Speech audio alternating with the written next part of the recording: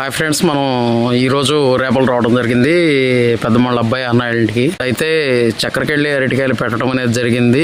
అయితే ఫస్ట్ వీళ్ళు కూడా ఏదో మొక్కలని చెప్పేసి కూర రేటే అని చెప్పేసి ఆ విధంగా అని చెప్పేసి వదిలేశారంట. కానీ ఇక్కడ చూస్తే గోడ పక్కన పెట్టుండయి. ఇక్కడైతే చక్కెరకెళ్ళి చూడండి మీరు. ఆ గెల అయితే మనకి 3 బస్తాలే వచ్చినాయి. కానీ ఏంటంటే దీనికి నీటి ఎద్దడి కానీ పిండి కానీ ఎటువంటి వేయలేదు.